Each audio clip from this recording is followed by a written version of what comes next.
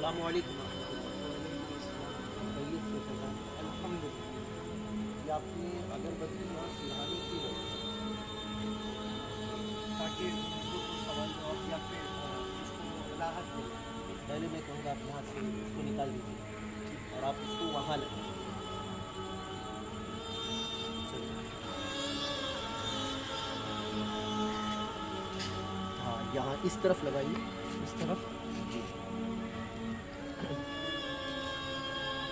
دیکھیے فیضان بھائی، میں آپ کو بتانا چاہوں گا اور آپ کے ذریعے ابراہیم رضوی آفیشیل میرے اس چینل کے جتنے بھی ناظرین ہیں، میں آپ کو ایک پیغام دینا چاہوں گا۔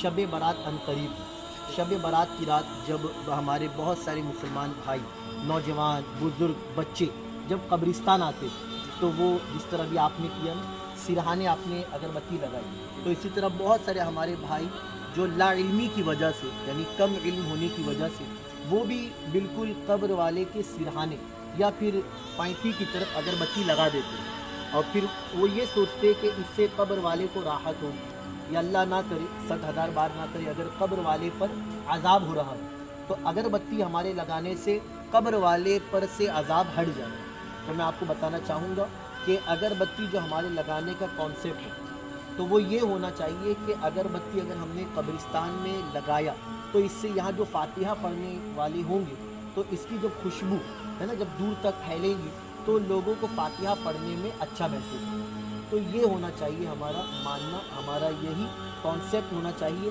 یہ نہ ہو کہ اس سے قبر والے کو راحت ہوگی، کیوں؟ کیونکہ اگر قبر والا جنتی ہے تو یقیناً اس کی قبر میں تو جنت کی ٹھنڈی ہوا آتی ہے، تو ہماری یہ دنیاوی اگربتی لگانے سے تو اس کا کچھ فائدہ نہیں، ہاں لیکن اس سے فائدہ یہاں آنے والوں کو ہو کہ جو فاتحہ پڑھے گی۔ تو ہمیں چاہیے کہ جب بھی قبرستان آئے تو قبر کے بالکل سرہانے اگربتی نہ لگائے یا پائنتی کی طرف اگربتی نہ لگائے، بلکہ تھوڑا سی دوری پر، دیکھیے آپ نے یہاں لگایا نا، اب اگر یہاں کوئی فاتحہ پڑھ رہا ہو، یہاں پڑھ رہا ہو تو انشاءاللہ اس کی وہ خوشبو وہاں تک محسوس کرے، ہے نا، یہاں قبرستان پورا مہک جائے گا۔ تو یہ صحیح طریقہ ہے، ورنہ اللہ نہ کرے کہ اگر قبر والے پر عذاب ہو رہا ہو تو اندر پہلے ہی آگ ہے، پھر آپ نے اوپر سے بھی آگ لگا دی، تو یہ بھی عمل بہتر مناسب نہیں ہوگا۔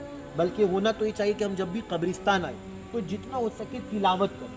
اگر آپ کو سورہ یاسین شریف منہ زبانی یاد ہو آپ وہ پڑھیں، سورہ رحمان شریف پڑھیں، سورہ بقرہ شریف پڑھیں، درود پڑھیں، جتنا ہو سکے تسبیح و تحلیل، سبحان اللہ، الحمدللہ، اللہ اکبر، یہ ساری تسبیحات آپ پڑھیں، پھر دعا کریں، تو انشاءاللہ تعالیٰ اس سے قبر والے کو راحت ہوگی۔ اور ہونا یہ چاہیے، بہت سے ہمارے بھائی جو اگربتی لگاتے ہیں بس 2 منٹ وہاں پہنچے، فاتحہ پڑھے، دعا کیے، فوراً چلے گئے، بلکہ آپ جتنی دیر قبر والے کے پاس کھڑے رہیں گے نا، تلاوت کریں گے، دعا کریں گے، تو اس سے قبر والے کو آپ کے آنے سے انسیت ہوگی، اس سے انشاءاللہ اسے خوشی ہوگی۔ تو آپ قبرستان آئیں تو ہو سکے تو جتنا ہو سکے دیر تک فاتحہ پڑھیں، لمبی دعا کریں، اور صرف اپنے ہی مرحوم کے لیے نہیں بلکہ پورے یہاں جتنے بھی ایمان والے ہمارے بھائی، ایمان والی بہنیں ہیں، تمام کے لیے بخشش کی دعا کریں۔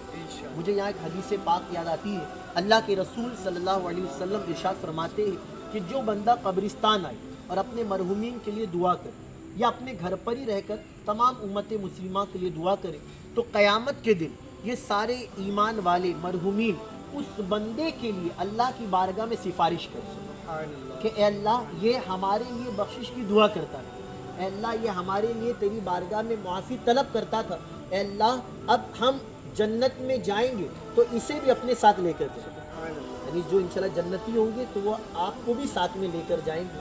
تو اس لیے قبرستان آنا چاہیے، اگربتی لگائے لیکن تھوڑا سی دوری پر لگائے، اور جتنا ہو سکے تلاوت کرے، اور قبروں پر پیر دینے سے بھی بچے، ہے نا، تھوڑا سی دور کھڑے رہے، قبر پر آپ کا پیر ہرگز نہ لگے، اس بات کا بھی خیال رکھیں۔ اللہ ہم سب کو عمل کی توفیق دے۔ السلام علیکم۔ وعلیکم السلام، جزاک اللہ۔ آمین۔